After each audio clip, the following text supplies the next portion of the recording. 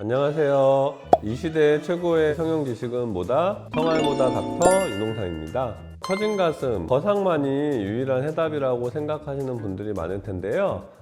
과연 그럴지 한번 오늘 찾아보도록 하겠습니다.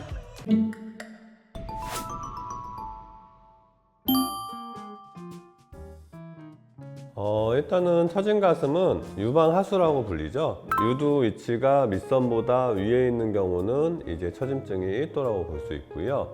유방하수증 2도는 유두 위치가 밑선 주변에 있는 경우, 그 다음에 유방하수 3도는 유두 위치가 밑선보다 아래에 있는 경우, 그러니까 유두가 아래를 보는 이런 모양이 되는 경우로 정의할 수가 있습니다.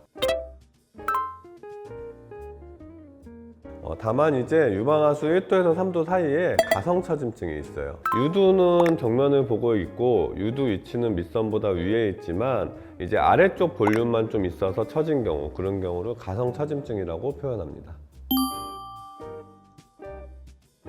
처짐이 심하지 않고 가슴 조직이 많지 않은 경우에는 유륜 절개만을 통해서 처진 피부를 절제를 해서 하는 유륜 거상법이 있습니다. 보통 이러한 경우에는 이제 보형물을 통해서 어느 정도 근막하던 근육 미치던 확대술을 같이 시행을 하면서 볼륨을 채워주는 확대 거상술이 같이 진행되는 경우가 많고요.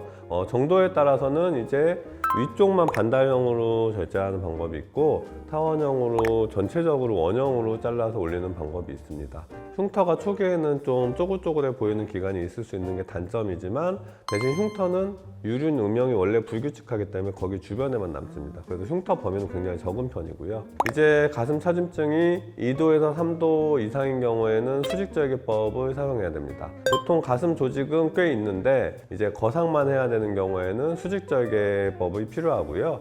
많은 양을 들어 올려야 되는 경우에도 수직절개법이 가장 좋습니다. 수직절개는 아무래도 흉터를 좀 더 얇게 만들 수가 있어요. 아래쪽에서 조직을 받쳐주기 때문에 흉터는 얇게 남을 수 있지만 문제는 피부 주름은 우리가 유방 아래쪽은 이렇게 가로로 주름들이 있어요. 근데 그거에 거슬려서 수직으로 절개가 남는데 이 수직 절개는 옅어지는데 상당히 오래 걸립니다.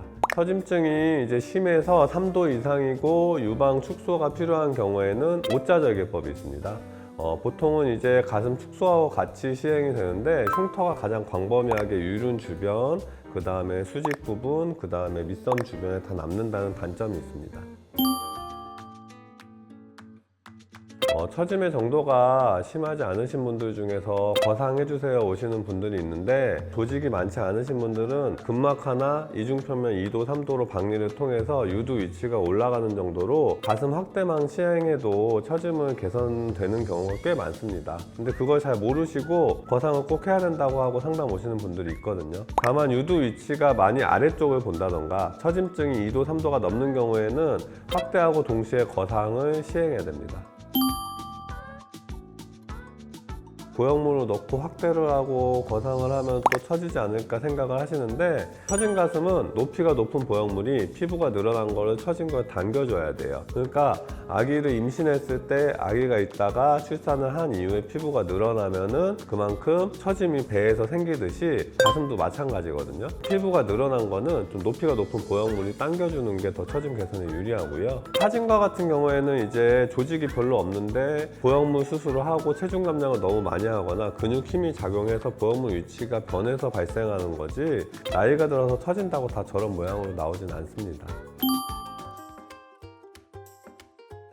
나이가 들면 얼굴도 그렇고 가슴도 그렇고 모든 조직이 처지고 늘어나요. 가슴 처짐이 심한 경우에는 당연히 거상을 고려해야 되겠지만 유두 위치가 아래를 보는 정도로 심하게 처진 게 아니라면은 그리고 조직이 많지 않은 경우에는 확대 거상술을 통해서 이제 유륜 주변에만 절개를 하는 게 흉터면에서 나을 수가 있고요. 그리고 처짐증이 많이 개선이 되더라도 사실은 수직절개나 오자절개 흉터가 많이 남으면은 그게 더 불편하실 수도 있어요. 처짐을 개선하는 것보다.